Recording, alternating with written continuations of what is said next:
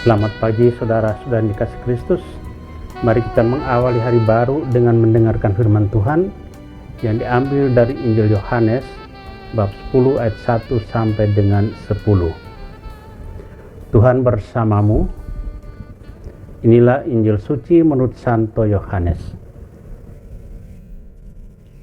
Sekali peristiwa Yesus berkata kepada orang-orang Farisi, "Aku berkata kepadamu, sesungguhnya siapa yang masuk ke dalam kandang domba dengan tidak melalui pintu, tetapi dengan memanjat tembok, ia adalah seorang pencuri dan seorang perampok. Tetapi siapa yang masuk melalui pintu, ia adalah gembala domba. Untuk dia penjaga membuka pintu dan domba-domba mendengarkan suaranya. Ia memanggil dombanya masing-masing menurut namanya dan menuntunnya keluar. Jika semua domba telah dibawanya keluar, ia berjalan depan mereka dan domba-domba itu mengikuti dia karena mereka mengenal suaranya.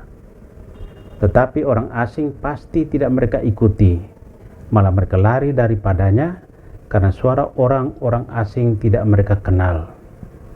Itulah yang dikatakan Yesus dalam perumpamaan kepada mereka, tetapi mereka tidak mengerti apa maksudnya. Ia berkata demikian kepada mereka. Maka kata Yesus sekali lagi, "Aku berkata kepadamu, sesungguhnya akulah pintu kepada domba-domba itu. Semua orang yang datang sebelum aku adalah pencuri dan perampok, dan domba-domba itu tidak mendengarkan mereka. Akulah pintu, barang siapa masuk melalui aku, ia akan selamat. Ia akan masuk dan keluar dan menemukan padang rumput. Pencuri datang hanya untuk mencuri, membunuh, dan membinasakan. Aku datang supaya mereka mempunyai hidup dan mempunyainya dalam segala kelimpahan." Demikianlah sabda Tuhan. Saudara terkasih, tema kita hari ini setia pada gembala yang baik. Dalam Injil hari ini, Yesus menegaskan bahwa Dia adalah gembala yang baik. Yesus mengajak kita untuk menjadi domba-domba yang sungguh dekat dan menyatu dengan Sang Gembala. Lukisan atau gambar Yesus gembala baik selalu meninggalkan kesan mendalam. Di sana tampak kasih Tuhan kepada manusia kawanan dombanya. Domba adalah ternak yang paling lemah. Mereka sangat bergantung pada gembala.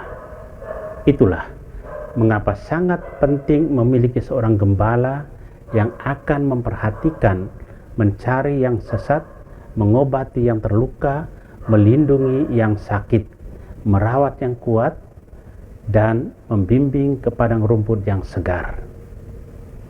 Sebagai gembala yang baik, Yesus memberikan perhatian besar kepada domba-dombanya. Yesus tidak membiarkan satu domba pun hilang dari penggembalaannya. Yesus mengumpamakan dirinya sebagai pintu gerbang, ego sum ostium. Ia menjanjikan bahwa yang masuk melalui dirinya akan diselamatkan dan menemukan padang rumput, yakni jaminan kehidupan. Syarat pertama untuk menjadi murid yaitu menyangkal diri. Menyangkal diri artinya kita berani meninggalkan segala kelekatan, egoisme, kikir, sukuisme, dan lain-lain. Kita tinggalkan apa saja yang menjadi keinginan kita, keinginan daging, dan mengikuti apa yang dikehendaki oleh Allah atau keinginan roh. Kita berani menyatakan bahwa tidak membenarkan apa yang menjadi penghalang dalam pewartaan Injil. Syarat kedua adalah berani memikul salib. Salib sebagai palang penghinaan, ukuran dan berat yang sama, yang kemudian menjadi palang keselamatan, tanda kemenangan Kristus. Memang untuk mewartakan Injil sangat tidak mudah karena segala bentuk tantangan yang ada pada kita. Syarat ketiga, mengikuti aku, mengikuti Yesus. Yesus adalah jalan, kebenaran, dan hidup.